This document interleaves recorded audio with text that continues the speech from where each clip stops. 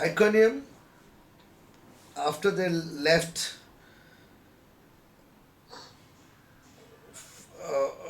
to Iconium, the first thing what the Paul and Barnabas went as usual is to a Jewish synagogue where they spoke so effectively that great number of Jews and Greeks believed.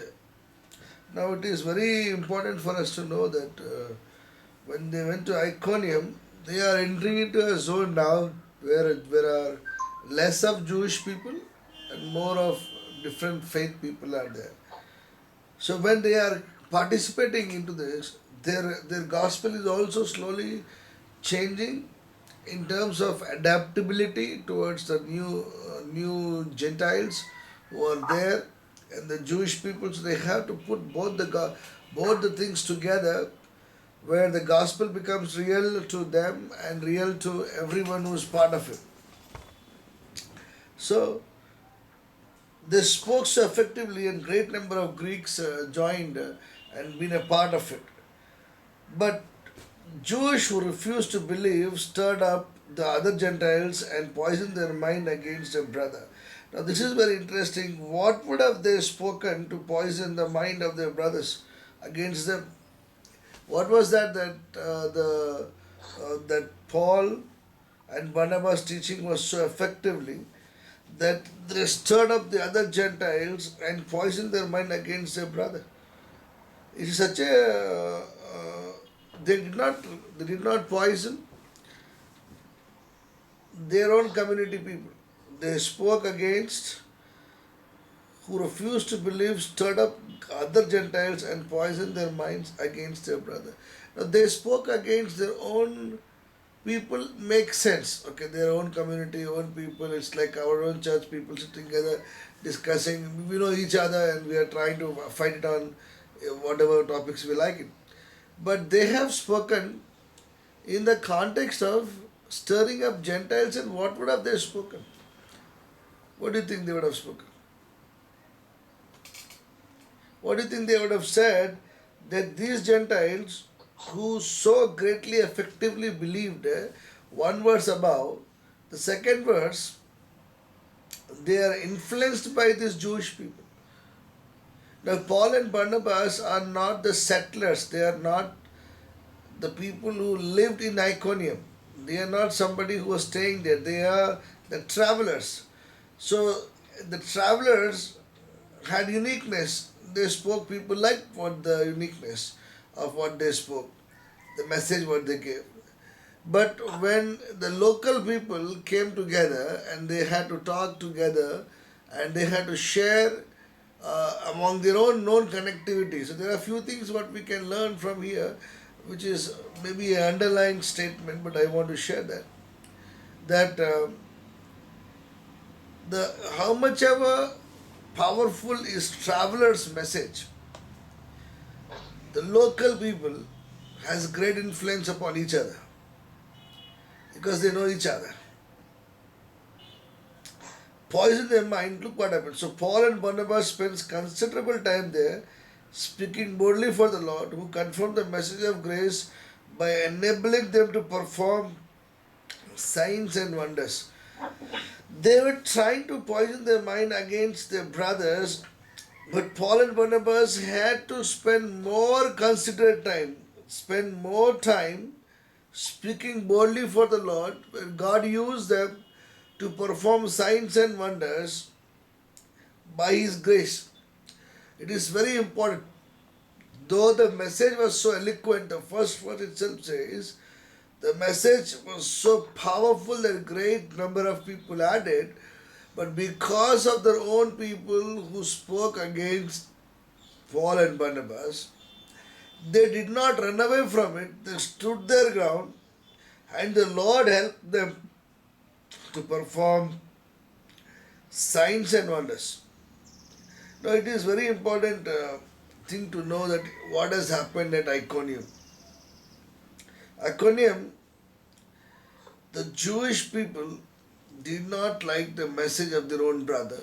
Number two, Gentiles were so, again, they're so vulnerable.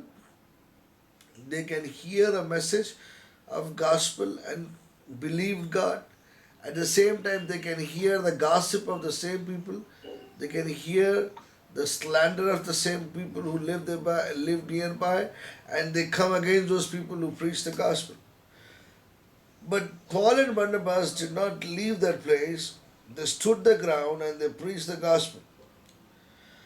Now, what was the major purpose of miracles was to confirm the truth of the words approved by God. Now, the major reason for the purpose of miracles in Iconium was not that they did not, the people or the Paul and Barnabas preached the wrong message, the right message. But to prove to the people of Iconium, God, the Bible says specifically, for the Lord who confirmed the message, not the man. For the Lord Jesus Christ, who confirmed the message of His grace by enabling, very carefully, by enabling them to perform signs and wonders. That means they did not say, let me tell you what am I preaching is right or wrong. It is absolutely not like that. But the Lord confirmed the message of grace by using Paul and Barnabas. It is not Paul and Barnabas who use the Lord to confirm the message what they preach.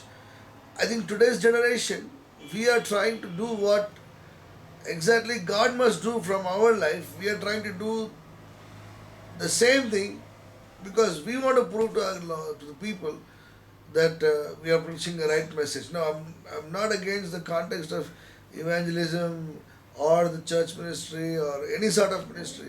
I'm just trying to tell you that the idea how the Lord uses. First, He sent them to a place. They went to a place. Okay, I got a place called Iconium. Then in the Iconium, he finds the people of his race, that is Abraham's children, and then Gentiles. Now there are more Gentiles and less of Abraham's children. Now when the message became very powerful, the Gentiles who were the children of darkness started to come to the knowledge of grace of Lord Jesus Christ, which the children of Abraham, the Jewish people, did not like it. So they poisoned their mind. Now what has happened, you will see that. What did they poison? What would they say? It's really interesting. Maybe they would have told, you don't need to follow this religion, this is not our God. Or you would have said that you don't have to, this God demands you to leave your faith and come. Maybe that is not right. Greek were very intelligent people, warriors. A lot of mythological stories are part of Greek customs and traditions. They would have instigated them by their faith, by their love for their god and goddesses. Where they are preaching the message of grace, they would have preached the message of love or message of faith. But something they would have done which is against the message of the grace of Lord Jesus Christ. Where the Lord Jesus Christ decided, I want to use these Paul and Barnabas to prove what they are preaching is right. So the Lord Jesus Christ and the Holy Spirit God uses them to perform miracles and perform signs and the miracles. Well, I understand that part. So after signs and miracles happens, you should expect a great revival to come, isn't it? After such a powerful healing comes, the revival should come. But you look what happened.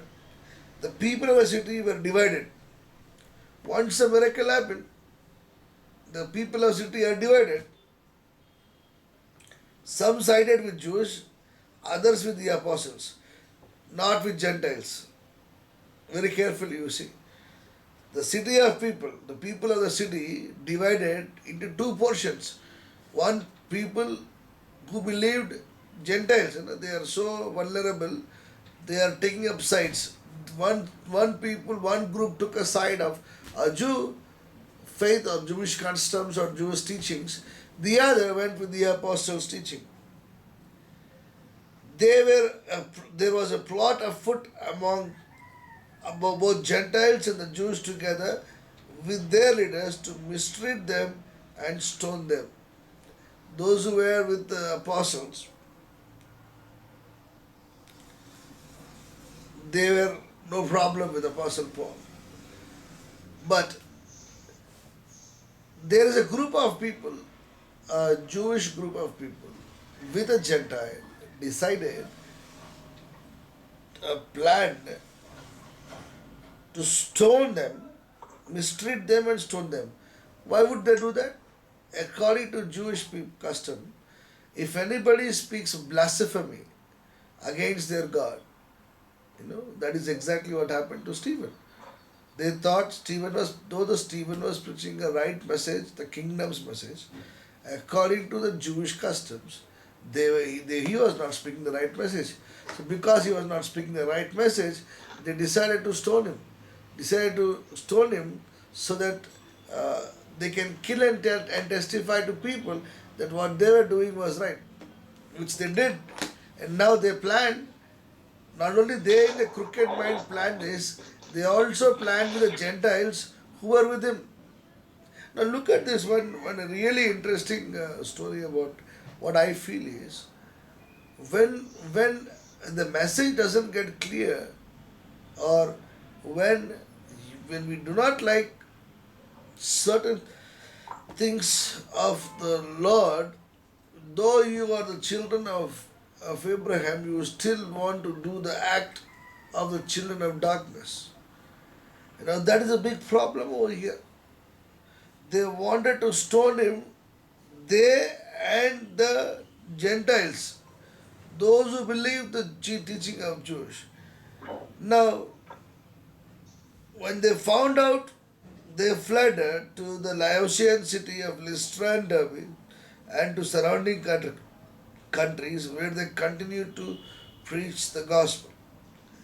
They fled away from Laodicean cities and Lystra and Derbe and to other countries where they continued to preach the gospel. Where I feel that uh, uh, this was again a blessing in disguise, because in the Lycaonian cities there is one more good thing happened. What is the good thing in that city? One of the city of a Roman province is Galatia, where they moved out from there. One of the cities' name is Galatia. Later the church became Galatian Church, which we will read later, how God has established them. One of the colony, probably a place of the servant of Apostle Paul, or a son of Apostle Paul, Timothy. Though he was from Iconium, he was 20 miles away from a place and 130 miles away from Antioch called Derbe, and about 60 miles from Lystra, where it is somewhere in that region Timothy lived and later becomes a very powerful man for the Lord, for the ministry of the Lord. But when you're looking at Iconium, this is really a tragedy where the message of God preceded by the miracle of God, and yet they did not find the ground to do something there in Iconium. There was no church formed in Iconium. That is what I kept thinking through the time. Even after God performs a miracle, there is no church formed in Iconium. Rather, it goes up to Galatia, and see how later in Galatia, in the church later is formed in Galatians. What is so wrong in Iconium? Though the Lord Himself showed grace, and yet they did not believe the message of Christ. So this is something which we need to understand, that there is a problem about the children of Abraham. and sometimes it will reflect onto us too. That the message of Christ is not taken as what God wants to speak. And I have always seen that when the gospel is preached, and I have seen that always gospel is preached and the miracle has been done, it takes the church maybe or the fellowship maybe sprout very fast, but confusion also sprouts very fast. So that is where I think that we need to understand the progress of church, the discipleship. The reason why Jesus said you need to teach them, you need to disciple them. Of course, this was their first missionary journey. They were traveling in the first of missionary journeys, the beginning of missionary journey. So later you will go there, you will understand how they concentrated on the families and the people and how they related to those families and people, and the greater missionary work started. Rather than going through the synagogue, going through the crowd, going through preaching to them, which they did little bit also, but they focused more on those areas of preaching the gospel home to home. Sorry. Now, again, one more thing, one more principle I want to bring it to you in the practical realms of the today's world. Iconium is very much part of every city. Gentiles will come to the knowledge of Christ very fast. Because somehow we have a faith for them. We have faith for them that we can, when we pray, God will perform a miracle. God will use them or use us for that, and it really happens.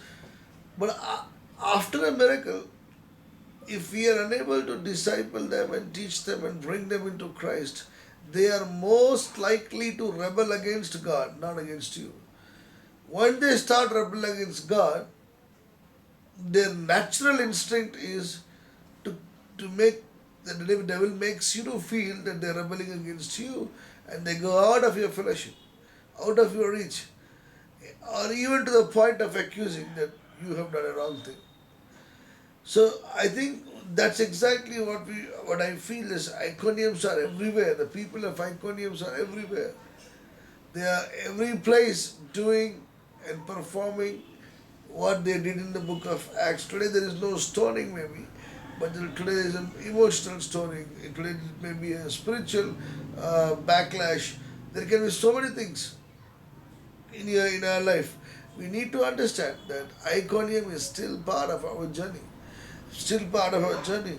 We, even if the Lord performs a miracle, does not mean that you are able to establish something out there. We need to know that people are going to mistreat you for the sake of the gospel. What is the mistreat? What is that they plan there? Maybe to insult them, maybe to accuse them, maybe to tell them a wrong thing what they did against their God and against the gods of Gentiles, and they ultimately bringing them to the stoning. And I think that is what I feel the Iconium Church is an example for us today. I personally feel that there is a lot to learn here. How two groups became one to oppose what God is doing. I think the church ministry we have always seen that. The church ministry we have always seen that. That people in the church they might be fighting loggerheads, but when the issue comes they become one and they fight. Even if God is showing a miracle. This is a very common thing. It's a great learning. People of Iconium are part of our life. We need to be careful that are we like them or are we like Paul and Barnabas who are doing what God is calling us to do. Now, once they leave the city, actually they fled from the city, they continue to preach the gospel. In 8th verse it says, in Lystra there sat a man who was lame. He had been that way from birth and had never walked. He listened to Paul as he was speaking, Paul looked directly at him, saw that he had faith to be healed, and called out, "Stand up on your feet." And that the man jumped up and began to walk. Now, this is very interesting, very catchy words. Paul saw, Paul saw faith in the lame man. What did he saw? He saw faith to be healed, and when he saw faith to be healed, he commanded, and the man stood up. Now, are we like that? Are we looking into people's eyes and saying, do they have faith to receive a miracle? Are we trying to drive in the miracle? In spite of that, they don't want a miracle from the Lord. It's very important to us to understand. A man from birth had never walked, but he had faith that when they meet this guy, or when he meets these people, there will be a miracle. When the crowd saw what Paul had done, they shouted in Lyonesian language, "The gods have come down to us in human form." Barnabas they called Jewish, and Paul they called Hermes, because he was the chief speaker. Look at this, what is happening. Barnabas they called Zeus, and Paul they called Hermes, because he was the chief speaker. The priest of Zeus, whose temple was just outside the city, brought bulls and wreaths to the city gates because he and the crowd wanted to offer sacrifices to him. But when the apostle Paul and Barnabas heard of this, they tore their clothes and rushed out in the crowd shouting, "Friends, why are you doing this?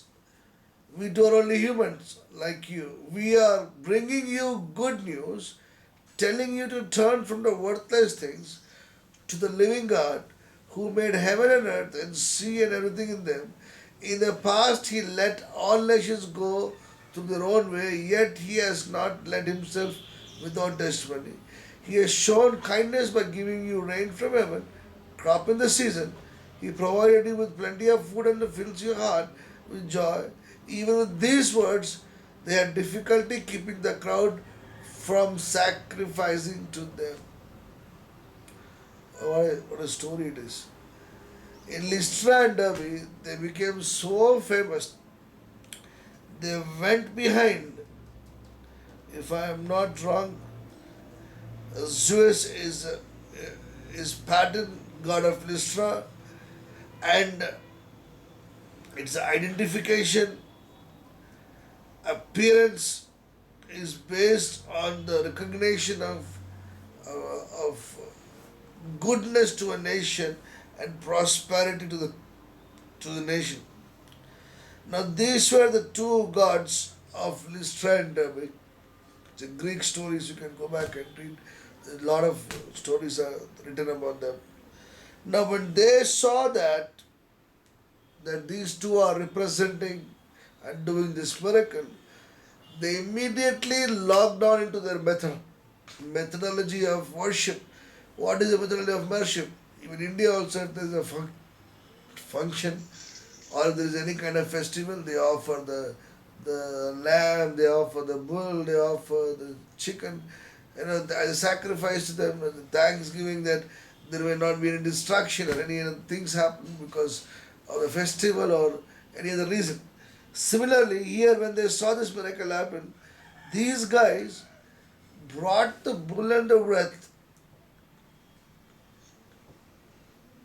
to give a sacrifice in the name of Paul and Barnabas, or Jewish and Hermes, their gods. Paul and Barnabas came to know they tore their clothes, and they said, "In the past God let you all go away, but now God is bringing you back again. When He let you go away, He did not withhold His mercy. He gave you rain, He gave you crop, He gave you water, He gave you oxygen, He gave everything as He has given to everybody. But they said that His kindness was very strong, and you must know that today the same God is calling you to come back in His pen." I think that would be the most powerful message I believe, and I have told that many a times this story, that God did not withheld His blessings and His promise to the people of Israel or to Gentiles. He treated everybody the same way. It is amazing when Paul and Barnabas is saying that he gave them the water, he gave them the food, he gave them the rains, the land produced. Everything was equal to everybody, even though they were still not believers, even though they still did not follow the Lord Jesus Christ. The mercy of God is equal to everybody. But these people, their eyes are blinded. They still went ahead to offer the sacrifice. Then some Jewish came from Antioch all the way and Iconium and won the crowd over again. This is very interesting. Again from Antioch, again from Iconium, the people of Lystra and Derbe treated Paul and Barnabas as heroes. Suddenly these people come from nowhere, and what they do again? They won the crowd over again by telling what? So that is very interesting that these people, the Jewish people, what kind of hold they kept, where the crowd,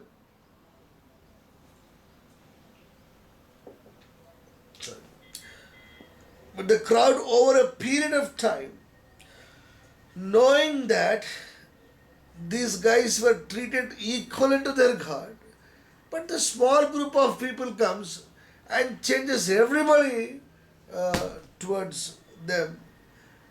And look, the same thing. They stoned Paul and dragged him outside the city. This time he could not escape. Now this is the first time you record Paul being stoned. Paul was stoned, dragged out of the city where he was offered as a sacrifice to him when the bull or whatever they bought to sacrifice there. In the same city, in the post, they dragged him out of the city thinking he was dead. They stoned him so much. Look what would have happened. But after disciples had gathered around him, he got up, went up back into the city. The next day in Barnabas he left from Derbe. Some theologian says that they stoned him, he died, but God resurrected him again. Some people believe that he was stoned possibly even to the point of death, and God restored back his life back to him. Now, whatever the theories are, the reality is for such that they were stoned, especially Paul was stoned, dragged, and thrown out. After disciples came, he got up and he went with them without any expectations from Iconium, from Antioch, from Lystra and Derbe. He preached the gospel and he kept moving on and on and on. You should understand the pattern of ministry, what has been presented here is very interesting. That the Jewish people came back again in spite of the miracle what happened with that lame man. They won over the crowd in spite of getting a huge Gentiles to Christ in Iconium. Still the Jewish people won half the crowd. It's very interesting to understand how even when you feel that you are successful and God has performed a miracle, the devil can use people. to bring persecutions. And that's the whole thing about Acts chapter 14. But one interesting thing happens in Acts chapter 14, which which I feel like maybe I can speak and conclude that. The two styles we are seeing, Iconium we saw Lystra and Derbe. Similarities between both of them, they preached the gospel, people came. Lystra and Derbe preached the gospel, did a miracle, people came. And similarities between them, the Jewish people poisoned the heart of Gentiles, half of them went with them.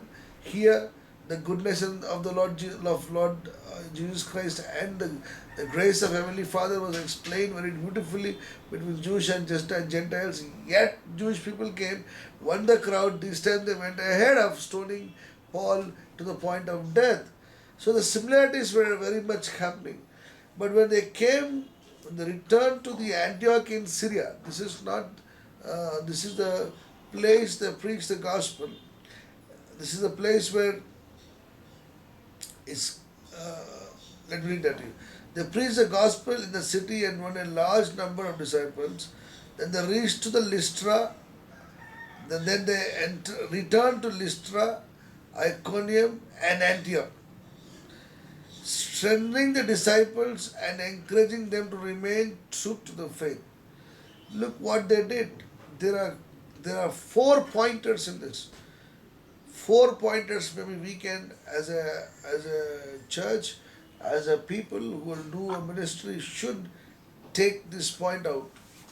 Number one, they returned back to the disciples. Now they are not preaching to the crowd. Look, they are not returning to the crowd. They are reaching to the disciples very carefully. They returned to the same cities, Lystra, Iconium, and Antioch in Syria. Number one, they started strengthening the disciples. That's number 1 point you can take it.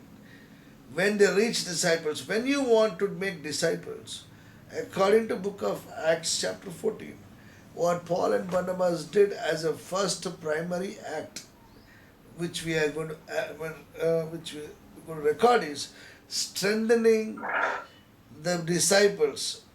2, encouraging them to remain true to their faith.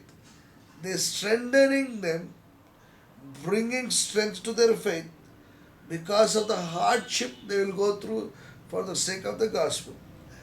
2, encouraging them to remain truthful to their faith what they received. Strengthening because of the hardship, encouraging them because they have to be faithful to their faith. And then they explain also very clearly, we must go through many hardships to enter the kingdom of God. They said Paul and Barnabas appointed elders for them. Now look at very, very carefully this word. The Lord Jesus Christ uses them,